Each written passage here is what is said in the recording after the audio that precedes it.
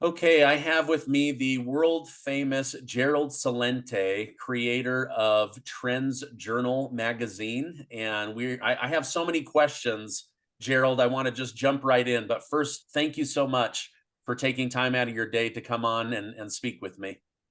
Oh, no, thank you for having me. I appreciate so much what you do, all the great guests you have on, and how you inform the people of such important information while it's being censored in most places around the world.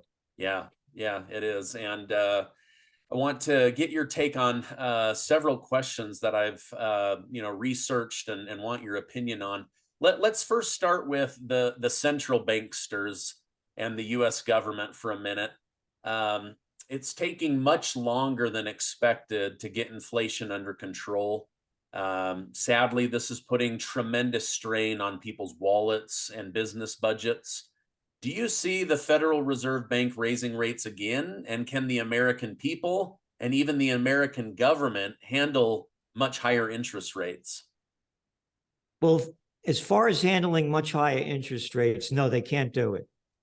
People can't do it. Businesses can't do it. It's too expensive. Will they lower interest rates when they meet again in September? Uh, it's a guess.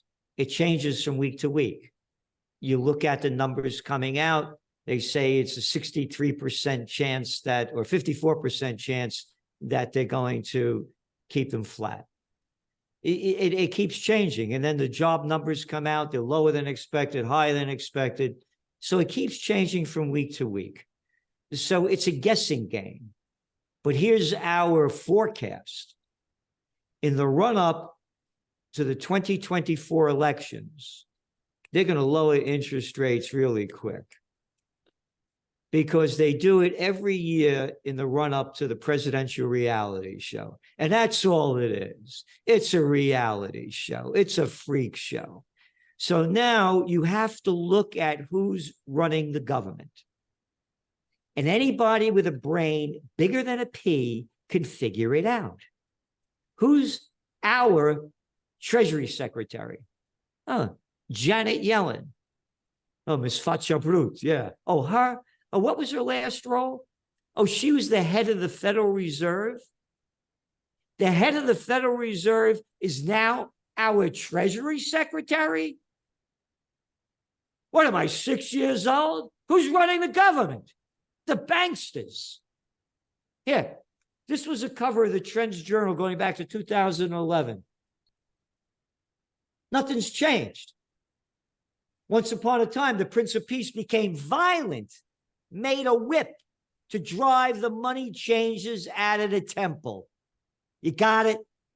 The money changers are still in charge. So whether they lower them now, it's a guessing game. Whether they raise them another 25 basis points, it's a guessing game. But our forecast is they will definitely lower them in 2024, in the run-up to the presidential reality show, to keep the powers in charge. And by the way, I want to make this really clear. It ain't the Biden government. When he got elected, all we said, this is a continuation of the Obama government. It's the same clown show.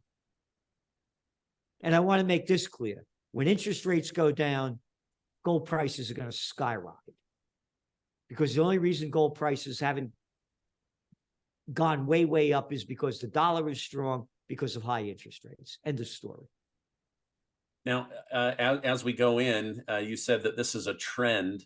Is that because the sitting president will put pressure on the Federal Reserve to lower that in order to make him or herself look better? Or is this part of something bigger where it's that the deep state knows that they have to start getting the blocks lined up for who they want to select as the real president?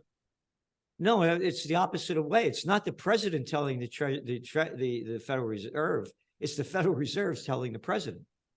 That's what I said. Look who's our Treasury Secretary. The person in charge of the Dove, former Fed head. So it's the Federal Reserve telling the government. It's not the other way around. Okay. So at this point. yeah. And then when you had the Trump administration, it was Trump telling them what to do because the equity markets were going down. You could look at the data, and he kept forcing the Feds to lower interest rates. And people forgot about, the repo market crisis going on and all of that, and it was Trump that forced the Federal Reserve to lower interest rates, so, but now it's a different game. It's a different game. Okay. And I ask, can the government take much more because we're carrying what, $30 trillion? I mean, a number that most people can't even wrap their head around. And those creditors, they want to be paid that interest that's owed to them. Do we just continue to print money in order to give them that money back in the form of interest? Or how does the government, afford to pay these bills? They can't afford to pay it. The whole thing is going to crash. It's a con game. And again, it's just a matter of time. And you look what's going on with the BRICS. And you hear Putin talking about de-dollarization. Much of the world has had enough of America's geopolitical and socioeconomic hegemony. They've had it. And again, when the dollar goes down, the United States became the country that our founding fathers fought against. Great Britain. Sun never sets on the British Empire. We'll kill and slaughter anybody we want anywhere. You have to say it properly. As we steal and rob everything that they have. And then what happens? They keep going war after war after war. And at the end of World War I, that was the end of the British pound. The United States has done the same thing. All my life, war after war after war after war. Countless hundreds of trillions of dollars spent. Name your favorite war. Name all the money going into the military-industrial complex. So we became that country. So now it's going to be the death of the dollar, just as it was the death of the pound. The world has had enough of it. And it's about $32 trillion worth of debt. And then you look at our debt to GDP ratio, and you're looking at it, it's skyrocketing. So this thing is over. It's only going to be not if, but when. Wow. You've said many times on my show and in your magazine, when they run out of options, they take you to war, right? Here we are. We're in this war with Putin and Russia. Supposedly it's Ukraine's war, but it's NATO and the United States proxy war, right? Is there any chance that they're going to take us out of war in order to keep Biden in office? Because he wants to be a wartime president, but he also wants to be a peacetime president that never had American men and women die. Could he do just the opposite of now saying, oh, let me throw them a curveball and seek for peace right before the election? Yeah, he may do that, but I doubt it. I doubt it because that arrogant Biden, the draft dodger, a couple of years older than me. Yeah, a draft dodger. Like all these little clowns, like that guy Blumenthal from Connecticut, one after another. I was in Vietnam. No, you weren't in Vietnam, Blumenthal. You're a damn liar. You got all these draft deferments because you're a member of the club. You got in the National Guard. You were serving in Washington, D.C. But we got to send more money, and I go over to Ukraine, one after another. That blimp, that slobby blimp, Chris Christie. Couldn't fight his way out of a paper bag going over there to Ukraine, send more money, send more weapons, send more. And matter of fact, they couldn't make a paper bag big enough to put him in to fight out of.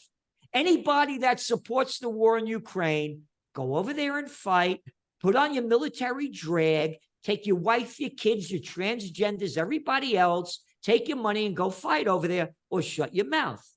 So going back to what Biden's going to do, no. He's going to keep the war going. They're going to do it as much. They just sent another $250 million. Again, when all else fails, they take you to war. Another $250 million. Oh, you've been in New York City lately? Oh, that water main that's 117 years old, broke in Times Square. Yeah. I sent over $130 billion to Ukraine, and our country's fallen apart in front of our eyes. You like the homeless situation? How about Philadelphia? How about filthy Delphia? How about LA? How about San Francisco? Drugs, homeless. The country's falling apart in front of our eyes, and these clowns keep ramping up war. No, they're going to keep going on to the war scheme. And it's not only the United States. Watch what's going to happen with Israel. We're going on with that Judicial Reform Act. And was about the 30th week in a row that the people in Israel are taking protests against it. When all else fails, they take you to war. Oh, they just bombed Aleppo airport. What's in Aleppo airport? In Syria, who cares? Oh, the Israelis did that? That's all right. They could do anything they want. Now, I'm telling you, to get the people's mind, all you have to do is look at the dot-com bust. By the way, this is our Trends Journal from 1999. It was a small newsletter back then. Now it's a 160-page plus magazine, no ads, right? I'm telling you about when all else fails, they take you to war. This is October 1999. .com this. .com overload will short-circuit many high expectations for huge profits in internet commerce, entertainment, and a wide variety of .com services. Following the holiday season, many of today's high-flying internet stocks, the hottest IPOs, and newly emerging IPO wannabes will have begun their descent from their overvalued heights. We warned about the .com crash. Okay, that's 1999. Wow. Poof. The thing's going down big in 2000. We're in recession in 2001. The war on terror. Dun, da, da, da. Everybody forgot about the .com bust. They listened to a little stupid jerk with a pair of cojones smaller than a mothball, an arrogant little nothing daddy's boy, George W. Bush. We're going to get that guy Osama bin Laden, dead or alive. And 88% of the people swallowed the crap, forgot all about the .com bust. And then they created the fake real estate market. Hey, you don't have a job? Deep in debt? Don't worry about it. Here, sign over here. I'll give you a subprime mortgage. I'm telling you, the people follow their leaders. And the leaders are a bunch of losing morons. Yeah. Did you catch the interview between Tucker Carlson and President Viktor Orban of Hungary in the last couple of days? No, but I know about Orban very well. Okay, it's fresh, so you may not have seen it yet. But in there, he talks about ending the Russia-Ukraine war, and Orban says Biden is too weak; he won't be able to do it. I don't even know if he wants to do it. We need to have somebody like Trump that is stronger, right? So in my mind, somebody that could potentially bring this war to an end would be Robert F. Kennedy Jr. or Donald Trump.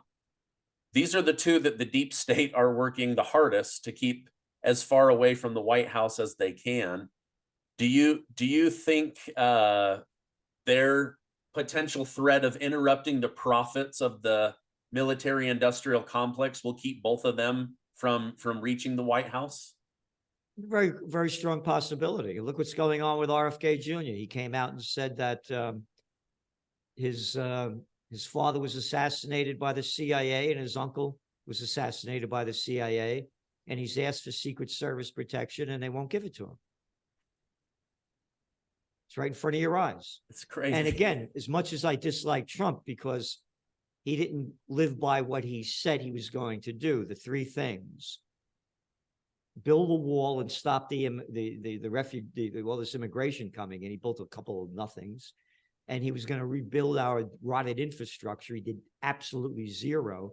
And the only thing he did was he said he was going to lower taxes, and he did. And according to the Tax Policy Center, 64% of the tax breaks went to the 1%.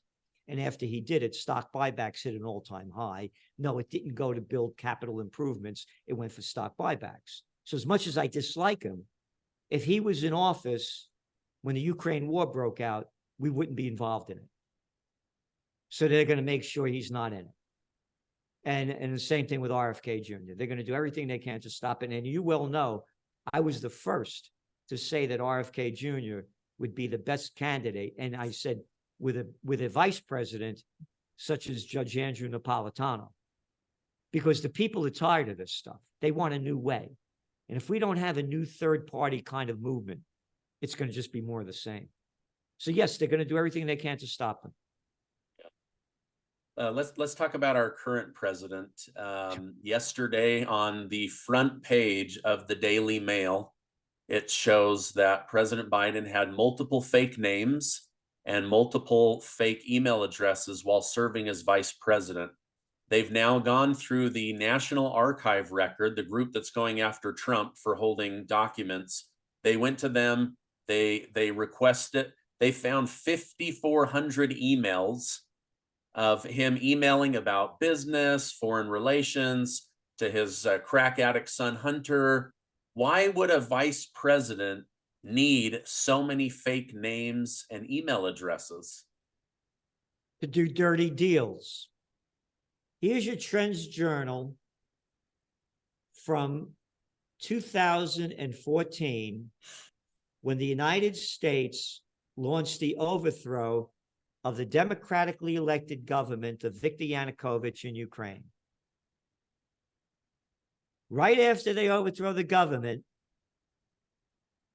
Hunter Biden and another arrogant, moronic piece of scum crap, John Kerry, his stepson-in-law, son-in-law, not son-in-law, he married the chick that married the Hines guy, Christopher Hines from the Hines 57 family. Yeah, he married Hines's daughter, Hines's son. Biden and Hines get a job on Burisma Energy, another corrupt country in Ukraine, immediately after the overthrow of the government by the United States. Christopher Hines and Hunter Biden sitting on the board of directors of Burisma Energy, a corrupt company, making a reportedly $30,000 a month that came into more than $3 million each. All right. What the hell does this crackhead know about energy? Yeah, refining oil or natural gas. And Christopher Hines, the ketchup kid, what the hell does he know about it? Everybody get this straight. George Carlin, the great George Carlin, made this really clear. It's one big club and you ain't in it. And it's a murderous crime syndicate. By their deeds, you shall know them. Yeah, unreal. Yeah, I mean, to have 5,400 emails, now they're saying that we don't know if we can release those without President Barack Obama's permission, because he's the president over those documents. Only that president has control over documents during his time. Wait, I thought Trump didn't have control of his own documents. Now you're saying you can't get access to Joseph Robinette, Peter, what do they call him? Peter Robert, something like that. I was thinking of Hunter calling his dad Peter, sorry. Anyway, now they're saying Obama is the only one that can release those emails because he controls the documents. And what did I say before you said this? It's the Obama government. Yeah, you did. We said this when Biden got elected. It's just a continuation of Obama. All Biden is a clown playing the show over there.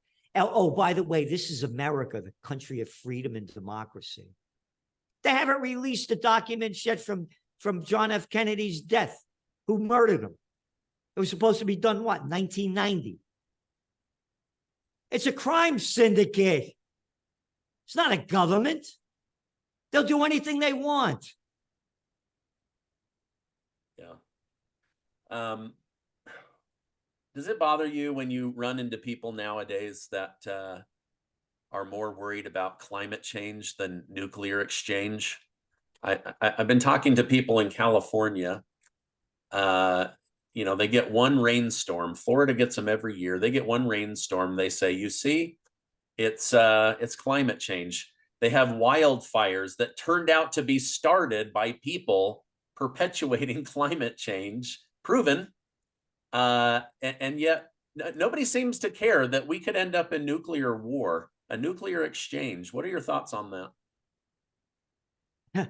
You just heard this past week one of the top United Nations guys warning about a coming nuclear war. 2 weeks ago, the defense minister of North Korea said, it's not going to be a matter of if there's going to be a nuclear war, it's a matter of when. And we've been saying this now for several months in the Trends Journal. You're hearing it from the Russians, you're hearing it all across the spectrum. People have to get this straight in their minds. We have maniacs in charge. You don't ask a murderer why they murdered somebody. Look how many people the United States presidents have murdered. Hey, I'm the Nobel Peace of Crap Prize winner, Barack Obama. Quoted in the book, Double Down. Quote, I'm really good at killing people with all his drone strikes. Hey, who was that guy? Another, what are you working at? Haberdashery, Harry Truman? You like Nagasaki? I like Hiroshima better. They're crazy people. How about all that Agent Orange over there in Vietnam during my era, poisoning the people? And you know what they were telling the troops? I had no guys that were there. Oh, we're just spraying this stuff to kill mosquitoes so you don't get bitten by the mosquitoes. As they're spraying Agent Orange on all of them. Wow. We have mentally deranged people. Again, look at that little stupid clown boy of nothing, George W. Bush. One jerk after another. How about Bill Clinton?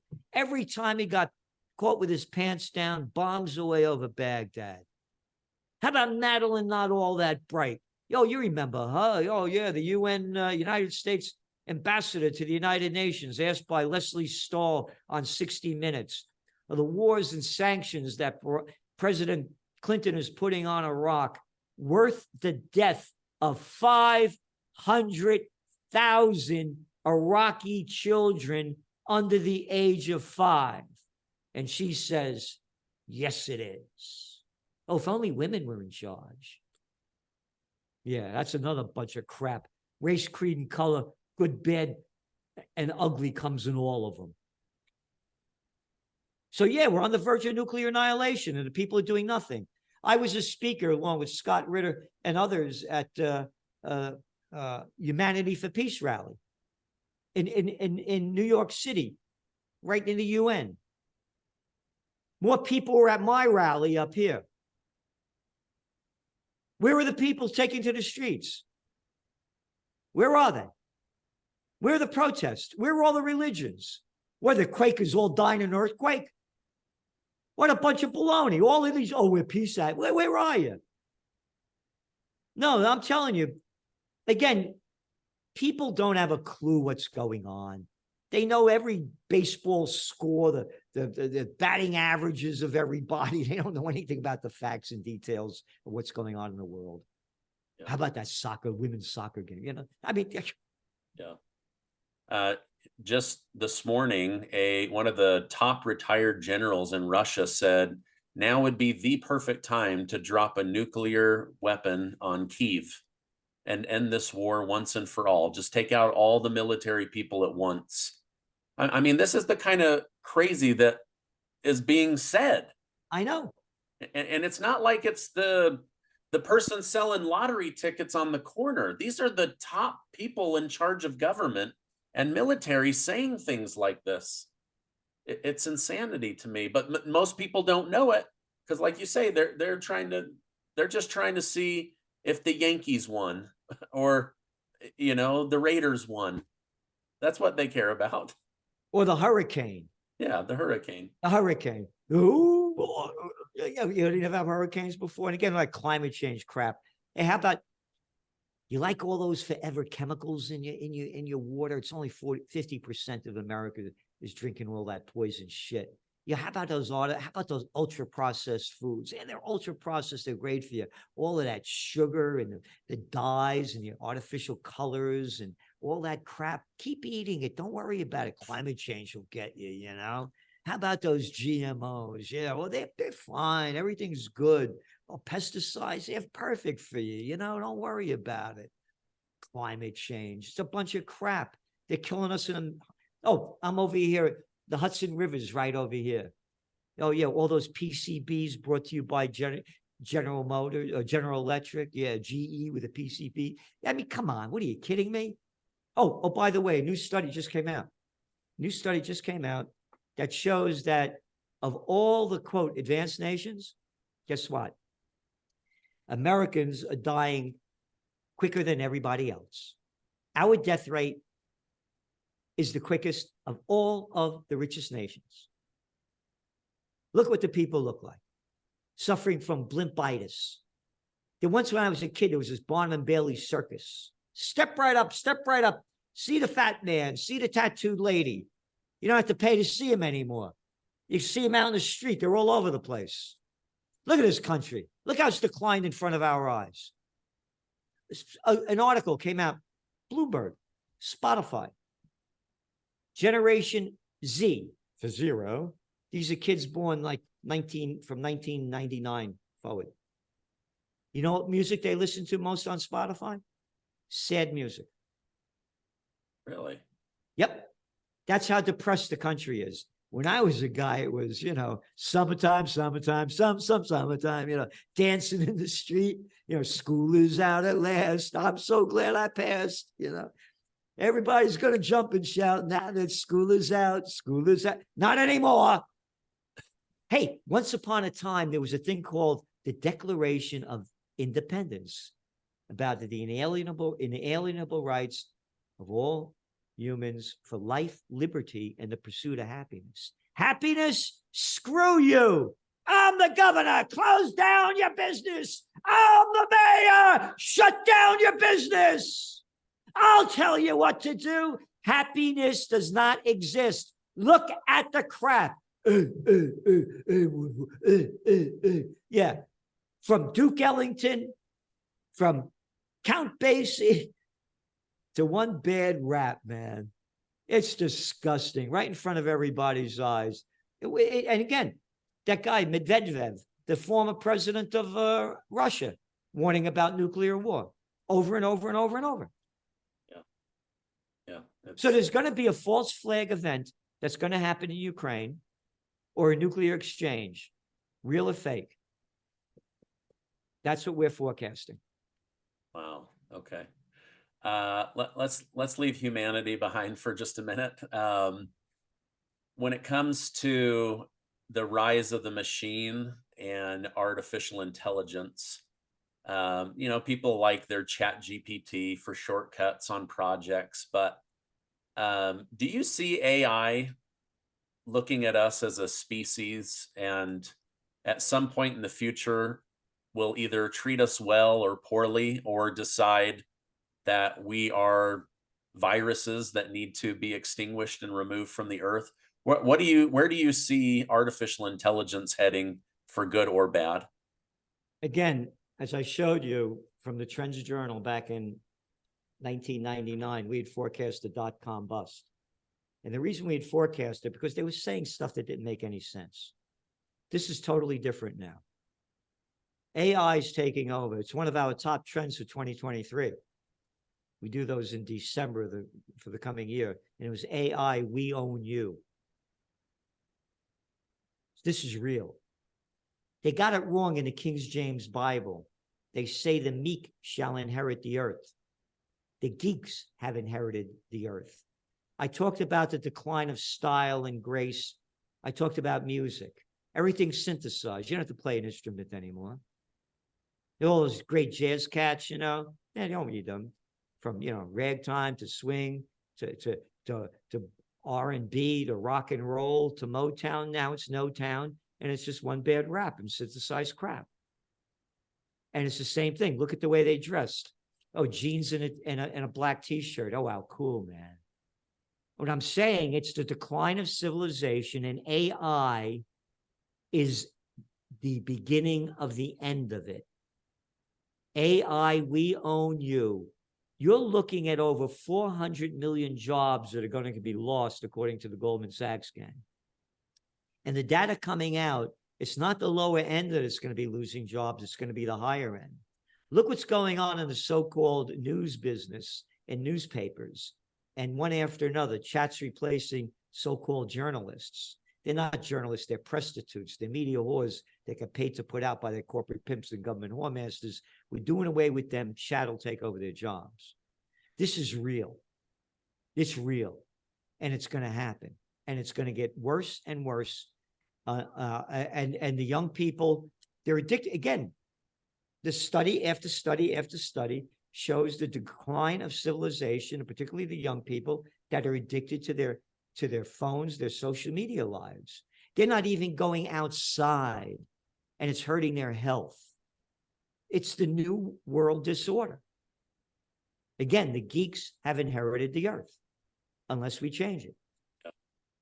I mean, just speaking of one big geek, Elon Musk, they just turned on this week a $300 million artificial intelligence program where they're basically linking the camera data from all Teslas and dumping it into a system. And they're asking the artificial intelligence, learn how to drive, learn everything about cars, every road, every interaction, pebbles, bumps, stop signs, everything.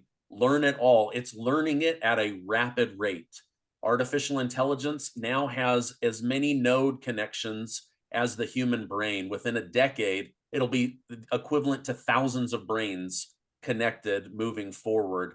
I don't think people realize that the rise of the machines is coming, and they're not going to know what to do with jobs, right? Everyone's talking about universal basic income. Well, the poor want it. The rich say it's terrible. And yet what happens when robots take over all of the jobs? Do they start taxing the robots? You know, like there's a lot of big questions that are coming down the pipe. No, you nailed it perfectly. This is the trends are born, they grow, they mature, reach old age, and then they die.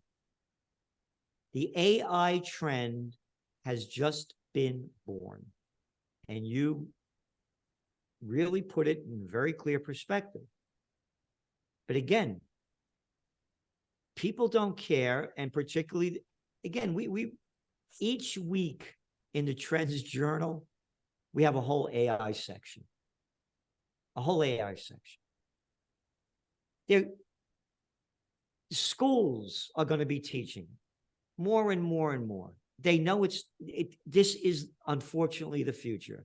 Again, as I said, I watched the decline when the whole internet revolution began. Again, when I was a young guy, I used to go to, they used to have instruments that played the music. And now it's all synthesized crap with the same stupid moronic beats that have people dead in their head. So this is it's just the beginning of the worst to come. The only way I see this changing, by the way, for a short period of time is a renaissance. And that we have to bring back the beauty of the past. And without that, it's the end. Yeah. Well, hopefully you and I can be a part of ushering people in the right direction. If people want to learn more, they can go to trendsjournal.com.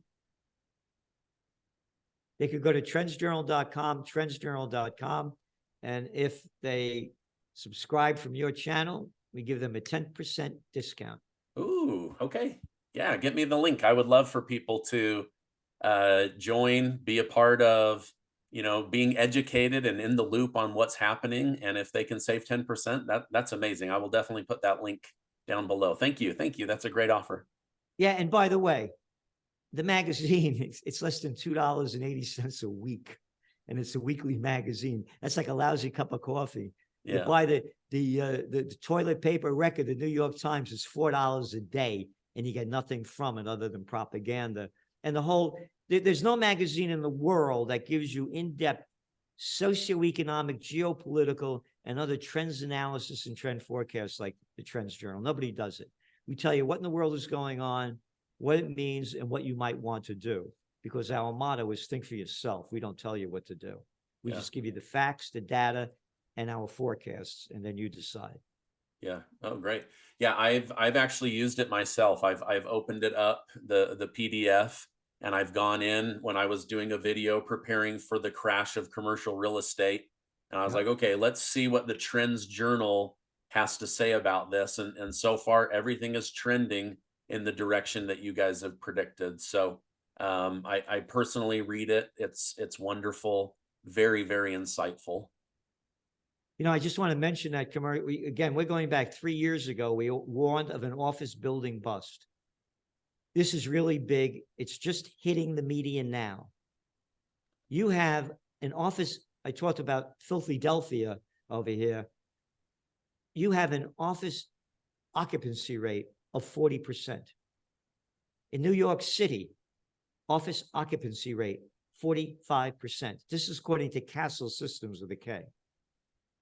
You have the 10 biggest cities in America, an average office occupancy rate of 50%. You have office vacancy rates in places like San Francisco of almost 30%, in LA as well. In New York City, almost 20% vacant. Now, how are the people that own these buildings going to pay their loans? And they have floating loans, and interest rates have gone up.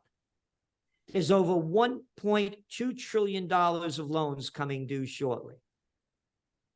They're not going to be able to pay them. The banking bust has just begun. We are forecasting, again, small and medium-sized banks hold most of these loans. They're not going to be paid. Oh, and I forgot, all the businesses that used to depend on commuters, they're going down too. The only days that people are going back to work mostly are Tuesday, Wednesday, and Thursday. So no more happy hours. Friday's not a day of fun anymore. So this thing's going to go down big. It's going to go down hard, and it's going to go down fast. So we're forecasting that in September, you're going to see the markets continuing to go down. And if they continue to go down very sharply, then you can count on the Feds when they meet in later September not to raise interest rates. And there's a high probability of a market crash coming in October. You're making me want to go buy gold and silver because at least I possess it, right? And it's Gold good is my anywhere in number the world. Yep. And again, we're forecasting, again, when the interest rates go down, we're seeing gold going well over $2,200 an ounce.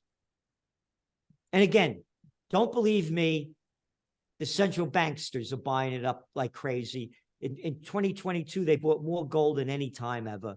And in the first quarter of 2023, they bought more gold, 150% more gold than they did in the first quarter of 2022.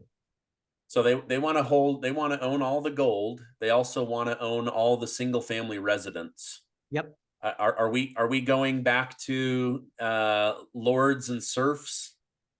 Well, as I say, all we are plantation workers of Slavelandia. The rich own everything. When they started the COVID war, in 2 years, the billionaires only got $27 trillion richer. Close down your business, but Walmart could stay open. Again, when I was a young guy, they had a thing called grocery stores, hardware stores, stationery stores, drug stores. Now they're all chains, and we've been chained. The bigs own everything. The private equity groups, the venture capitalists, hedge funds. None of those existed when I was a young guy. They own everything. We're nothing more. This is better than the plantation system. Here's a couple of dollars when you're at work. Now get out of here. Go on. And then come back in the morning. We don't have to house you or feed you. It's better than the plantation system. Again, it's slave landia. Yeah. You know, my 14-year-old son can see this. He said to me the other day, and then I'll wrap it up. He said to me, uh, "We've driven past two Walmarts, Dad, and they're both putting in gas stations. Why would they want to get in the gas business? I learned in school there's not a lot of margin in gas." And I said, "Well, it's to control the people, because you come in for cheap gas and then you say, might as well pick something up at Walmart, and boom, that's where they make their money off of you." And I said, they want to control every aspect of your wallet, and they want to control your mind and your shopping behavior. And he was like, "Oh, I'm glad I'm just a kid," you know, and I'm like, well, you're gonna have to grow up at some point, you know, but he's picking up on this. Well, because of the father that he has, he's and his mother. They need kids learning. That's why I am who I am, because my parents, may their soul rest in peace. And I want to make this, I know you want to, but going back to Walmart, I remember when there was a movement trying to stop this from happening. These are against the laws that we used to have in this country at one time, called the Robertson-Patman Act, the Sherman Antitrust Act, the Clayton Antitrust Act. All these antitrust acts have been done away with. This was never allowed before. I remember back in the 70s when this guy was fighting against the Walmarts. Every time, I won't go into one of those places, but I got to go like to Home Depot or Lowe's to get stuff. And every time I go into these places, my heart breaks when I see the people working there, because I know they have no future and no life. I get so sad. Yeah. Yeah. I saw something on TikTok the other day that said, you know, Walmart made 128 billion in profits, and something like 40% of their workers are on food stamps. Yeah. Like, if you have to be on food stamps, you should have to pay the government back, is what he was basically saying. Is these corporations, they're just bleeding every dime out of people and out of their employees. It's just sad. It's really And where sad. are the billionaires? Not a penny for peace. Not a penny for joy and beauty. Nothing. And their properties didn't get burned in the Maui fire. Isn't that crazy? Yeah. All right, I'll let you go. I know how busy you are. You're always fun to talk to. Always a very intelligent and interesting conversation. Gerald Celente, Trends Journal. We'll make sure to leave a link down below. He's been generous, 10% off. Thank you for that. That's really great. And I will see you on the next show. Great. Thank you so much for having me. And thank you so much for all that you do to give people all that they need to bring back the true meaning of the human spirit. Thank you. Thank you.